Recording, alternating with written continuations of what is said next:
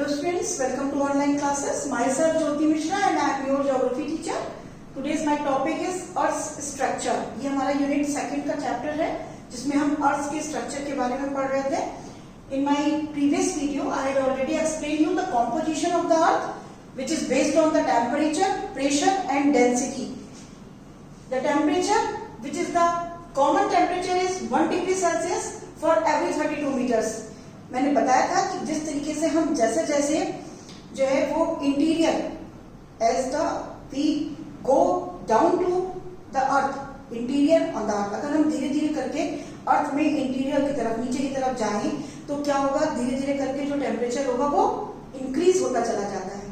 तो और वो कैसे इंक्रीज होता है, उसका जो एक मेथड है इंक्रीज होने का, वो है 1 डिग्री सेल्सियस, मतलब 1 डिग्री सेल्सियस इंक्रीज होगा फॉर एवरी 32 मीटर्स.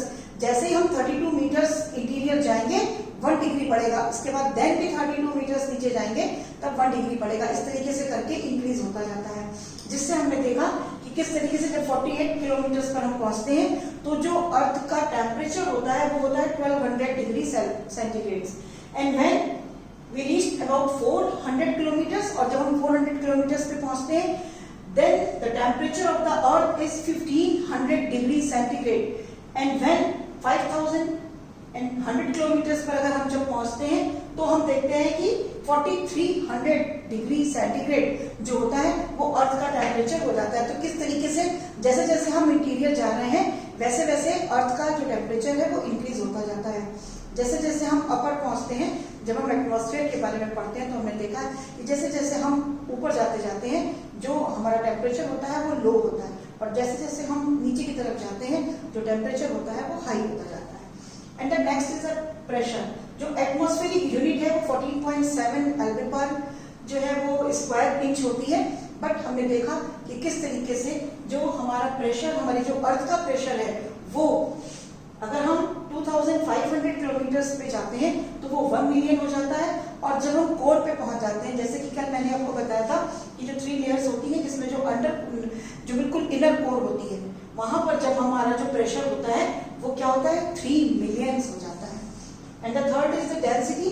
डेंसिटी जब अगर हमें अर्थ की देखनी है तो हम देखेंगे कि जो rate per unit volume of the earth है वो 5.5 है. I repeat again, rate per unit volume of the earth is 5.5.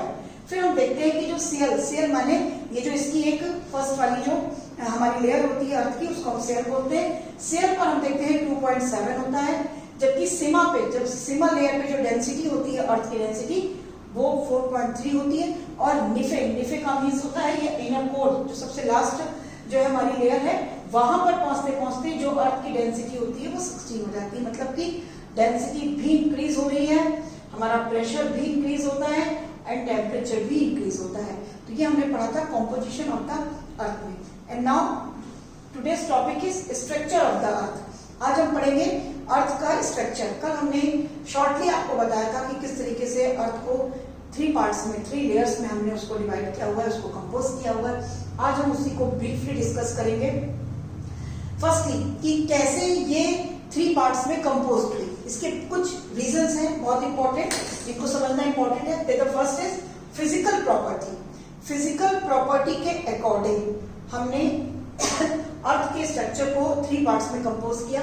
इसके साथ साथ बिहेवियर पैटर्न पे भी डिपेंड करता है ये किस तरीके का बिहेवियर पैटर्न है. And the third is seismic waves of the earthquake. जब अर्थक्वेक आता है तो जो वेव्स होती है वो किस तरीके से ऊपर नीचे हो जाती है, जिसकी वजह से भी जो लिथोस्फीयर जो लेयर होती है हमारी वो चेंज होती है, जिससे अर्थ के स्ट्रक्चर पे भी और अर्थ की कंपोजिंग में भी थोड़ा थोड़ा इफेक्ट उसका पड़ता रहता है. And the last is the lava erected from volcanoes. हम देखते हैं कि किस तरीके से जो लावा होता है, आप लोगों ने देखा होगा, हम आपको बार बार भी पढ़ाते हैं, बहुत से प्रीवियस वीडियोस में भी बताया कि जो हमारी अर्थ होती है उसके बीच में बहुत सारा मेल्टेड मैग्मा लावा है. जो लावा है मतलब आज भी जो हमारी अर्थ है वो अंदर से बहुत ज्यादा उसका टेम्परेचर हाई है और बहुत गर्म है, और वहां पर लिक्विड रूप में मॉल्टेन मैग्मा लिक्विड रूप में है. और कभी कभी जब बहुत ज्यादा जो है वो प्रेशर पड़ता है या डेंसिटी बढ़ती है तो जो लिक्विड मैग्मा है वो तेजी के साथ में अर्थ की सरफेस पे आ जाता है, जिसको हम लोग बोलते हैं वोल्केनोस इरप्शन, जिसको हम लोग वोल्केनो का इरप्शन होना कहते हैं, इरेप्टेड होना कहते हैं. और ये इतनी फोर्स के साथ में बाहर आता है कि जिस समय ये अर्थ सरफेस से बाहर निकलता है और फिर अर्थ के जहाँ पर भी निकलता है वहां से दूसरी तरफ ये सारा जो है जब कलेक्ट होता है तो वो बड़े बड़े वॉल्केनोज माउंटेन तक बना देता है। जब वो सॉलिड रूप में, जब वो कोल्ड मतलब ठंडा होता है तब वो क्या बन जाते हैं, वो माउंटेन्स, जिनको हम लोग वॉल्केनिक माउंटेन्स भी बोलते हैं। तो इससे भी क्या होती है, हमारी अर्थ सरफेस में चेंजेस आते हैं, हमारे अर्थ के स्ट्रक्चर में चेंज आते हैं। तो बहुत सारे रीजन है अर्थ के स्ट्रक्चर में चेंज आने के, जिसकी वजह से हम अर्थ के स्ट्रक्चर को 3 पार्ट्स में डिवाइड कर रहे हैं। तो कॉजेस जो थे वो physical properties, behaviour pattern, seismic base of earthquake और लावा इरप्टेड फ्रॉम वोल्केनोज, ये हमारे मेन पॉइंट्स हैं जिनकी वजह से अर्थ के स्ट्रक्चर, और हमने इसी पे बिलीव करते हुए हमने 3 पार्ट्स में अर्थ के स्ट्रक्चर को डिवाइड किया है। The first is crust, the second is mantle and the third is core.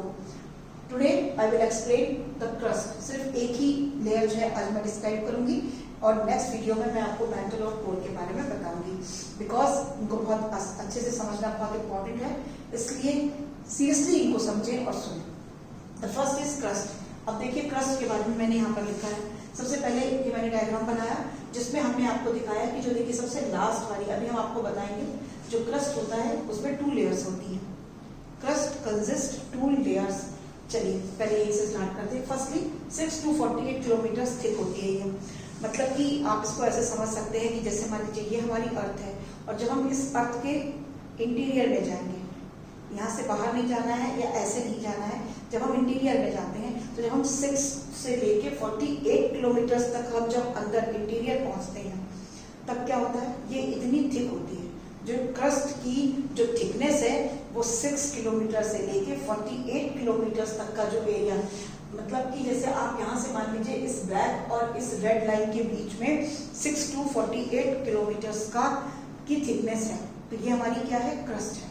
ठीक है, फिर हमने बोला कंसिस्ट ऑफ 2 लेयर्स, ये 2 लेयर्स से कंसिस्ट होकर मिलकर बनती है। द फर्स्ट इज जो ब्लैक है और सेकंड जो ये रेड हमने बनाया है, तो ये दोनों ही जब कंसिस्ट होती है देन क्रस्ट बनता है। अब वो 2 लेयर्स कौन सी है, एक सीएल जिसको फर्स्ट को बोलते हैं और दूसरी है सिमा।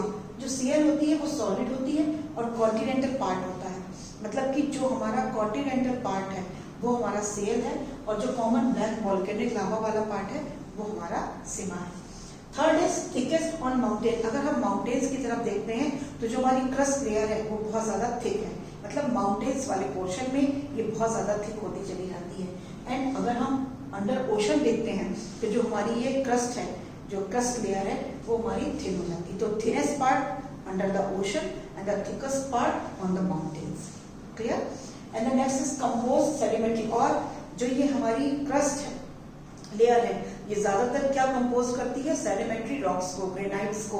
ये जो ग्रेनाइट्स होते हैं सेडिमेंट्री रॉक्स होते हैं, और जो ये हमारा बेसॉल्ट, इस तरह के जो हमने बहुत सारे मेथड्स भी पढ़ते हैं, बहुत सारी चीजें हम पढ़ते हैं जो रॉक्स से हमको मिलती हैं, वो सब चीजें जितनी भी हैं वो सब हमें अर्थ क्रस्ट से ही मिलती है।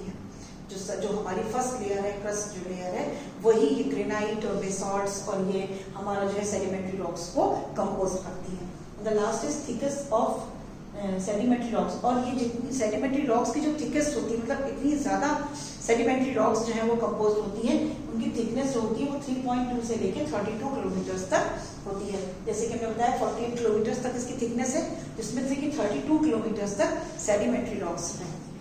अब बहुत इंपॉर्टेंट इसमें समझना है कि सीएल और सिमा ये क्या है और इनका जो है डिफरेंशिएशन हम कैसे कर सकते हैं, क्या इनमें जो है वो अंतर है। अब देखिए यहाँ पे मैंने लिखा सीएल और यहाँ पे मैंने सिमा के बारे में लिखा, थोड़ा सा शॉर्ट में ही बताऊंगी। द फर्स्ट इज जो सीएल होती है वो अपर मोस्ट लेयर है, मतलब कि जो ये हमारी ब्लैक कलर की लेयर है ये हमारी सीएल लेयर है। ठीक है, फिर अब बिलो द सीएल लेयर, जो सीएल लेयर है, सीएल के जो नीचे वाली लेयर होती है, दिस इज अ सिमा। मैं इसको फिर से एक बार बताती हूँ। इसमें ये देखिए, आप ऐसे करके देख सकते हैं, दिस इज सीएल और ये रेड वाली जो लाइन है this is sima. Clear? Compose with thickness near by 20 kilometre. अब जो हमारा सीएल है ये जो इसकी थिकनेस है ये 20 किलोमीटर है और जो हमारी सिमा है इसकी जो थिकनेस है वो 25 से 30 किलोमीटर तक की है। ठीक है, तो ये हमारी दोनों की क्या हो गई, थिकनेस हो गई। And the third point is composed with silica and aluminium. अब आप यहाँ पर देखेंगे Si is equal to silica,